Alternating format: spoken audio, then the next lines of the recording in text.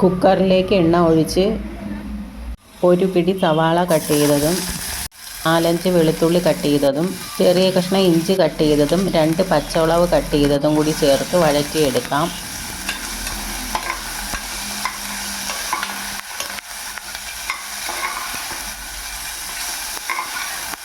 അര സ്പൂൺ മഞ്ഞൾപ്പൊടി, 1 സ്പൂൺ മല്ലിപ്പൊടി, അര സ്പൂൺ ഗരം മസാലയും ചേർത്ത് വഴറ്റിയെടുക്കാം.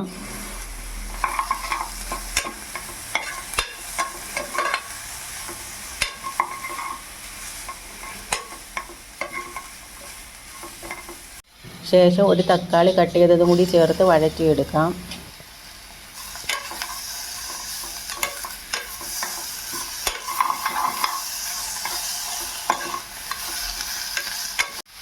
ഒരു കപ്പ് ഗ്രീൻ പീസ് ചേർത്ത് കൊടുക്കാം.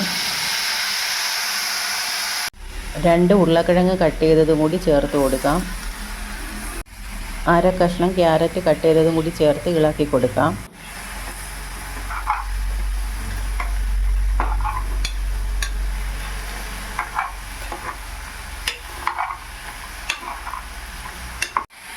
ഉപ്പ്, കറിവേപ്പില,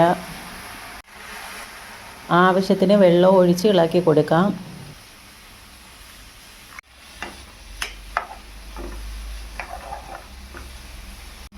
അടച്ച് 5-6 വിസിൽ കേൾക്കുന്നത് വരെ നന്നായി വേവിച്ചെടുക്കാം. എല്ലാം നന്നായി വെന്ത് വന്നിട്ടുണ്ട്. ഒന്ന് ഇളക്കി കൊടുക്കാം.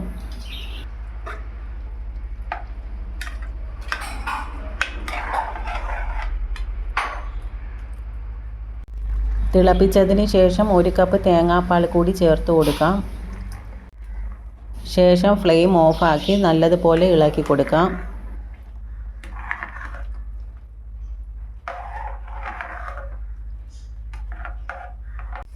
മറ്റൊരു ചട്ടിയിലേക്ക് എണ്ണ ഒഴിച്ച്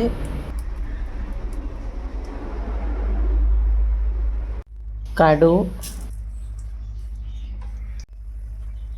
ഉള്ളി,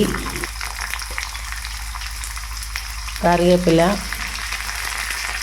പച്ചമുളകും ഇട്ട് മൂപ്പിച്ചെടുക്കാം.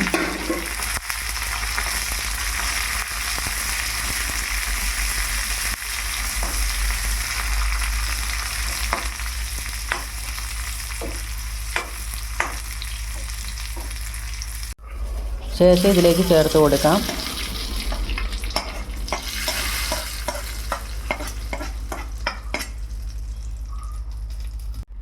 ഒന്ന് ഇളക്കി കൊടുക്കാം.